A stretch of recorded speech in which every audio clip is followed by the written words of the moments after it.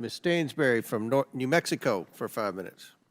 Thank you, Mr. Chairman, and thank you, Dr. Califf, for being here today. It's wonderful to have you. I want to thank your staff for being here today as well.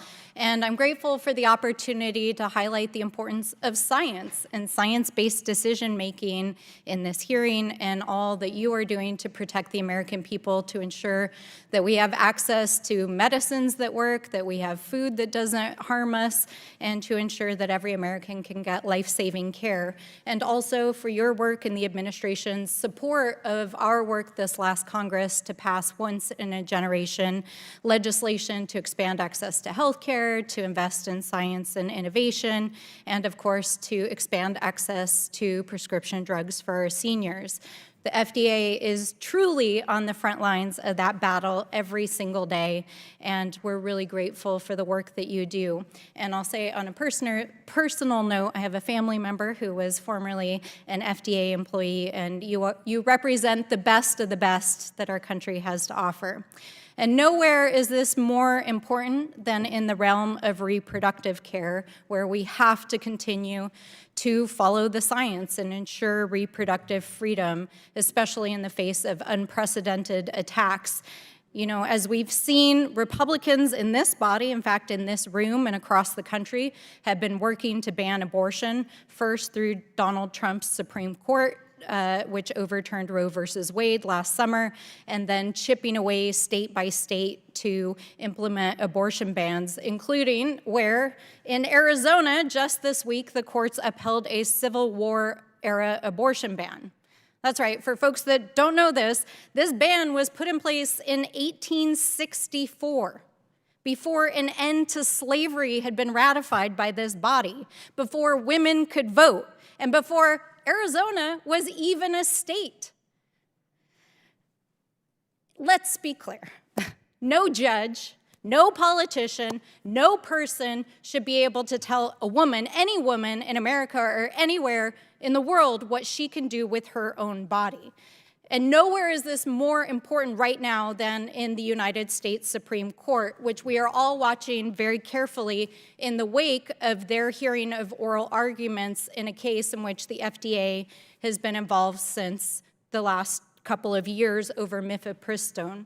So Dr. Califf, I want to ask you a question. If you could talk to us a little bit, not only about the implications of the decision by the Supreme Court, which we're expecting this summer, for women to access reproductive care through medicated abortion, but also what are the wider implications for FDA's ability to use science to approve medicines? Well, thank you for the question. I have to note that since this case is under consideration by the Supreme Court, I'm very limited in what I can say. I will say that we stand by our decisions. They're still in play today. And I'll add that, we do have concerns if judges start second-guessing FDA decisions about what that means for the broader area of having a rational system of availability of medications and devices for the American public.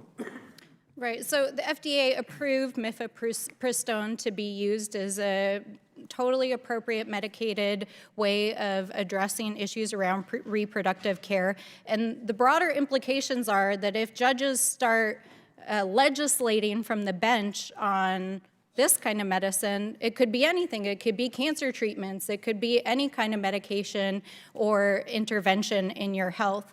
And I think the American people need to understand the implications of this case, the potential impacts for public health, and the ability for it to impact every American's opportunity to access life-saving care.